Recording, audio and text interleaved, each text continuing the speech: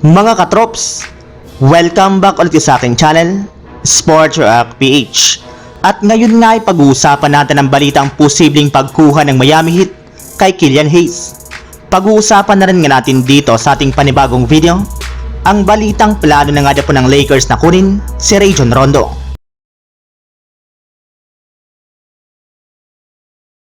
Kagaya nga po ng naibalita ko sa inyo mga katrops, nagtamo pa lang naman nga po ng injury ang starting point guard ng Miami Heat na si Terry Rozier sa kanilang pagkatalo ng nakarang araw laban sa Boston Celtics. At base nga po sa pinakahuling nilabas na balita ng Shams Charania ng The Athletic, hindi rin naman nga po ito nagtamo ng malalang injury ayon sa naging resulta ng kanyang MRI sa pagtatamo lamang nga po nito ng sprained right knee.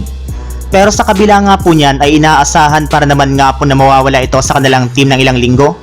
since sumasakit para naman nga po ang kanyang tuhod at hirap pa rin nga po siya maglakad, kaya kinakailangan muna nga po nitong magpahinga para makarecover sa kanyang injury.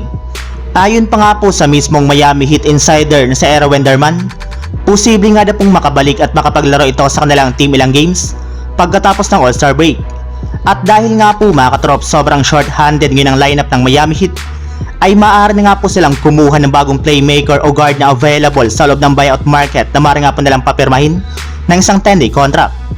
At isa nga po sa mga nabanggit na manlalaro na pwede nga po nilang kunin ay ang batang guard si Killian Hayes na kakawave pa lang nga po ng Pistons nang nagdaang trade deadline. Yes, bagamat man nga po hindi talaga nag-improve ang laro nito sa 4 na taon niyang pananatili sa Pistons, ay magkakaroon na naman nga po siya ng pagkakataon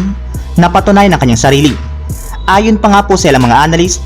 kung meron man nga na pong isang team sa NBA ang pwedeng makatulong na maipakita ni Hayes ang kanyang tunay na potensyal, ito nga po ay walang iba kundi ang Miami Heat na alam naman nga po ninyo na merong culture sa pagdevelop ng talento ng mga manlalaro. Samantala, punta naman tayo sa ating sunod na pag-uusapan sa balitang plano na nga po ng Los Angeles Lakers na kunin si Rajon Rondo.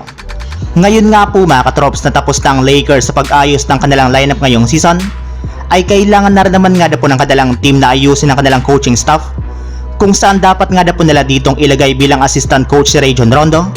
since kamay rin naman nga po nito ang galaw ng kanyang mga dating teammate na sina Anthony Davis at LeBron James. Bali nagsimula nga po ang ganyang klaseng usapan mula nang manood si Rondo sa laro ng Lakers last week laban sa Nuggets at kausapin nga po nito si Davis sa kanilang sideline,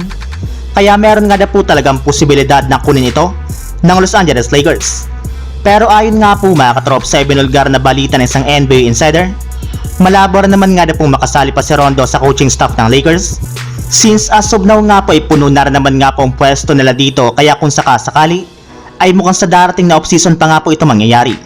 So yun lang mga katrops, ang handog kong story ngayong araw. Sana nag-enjoy kayo, please like and subscribe my YouTube channel, Sports React PH, para sa iba pang story at update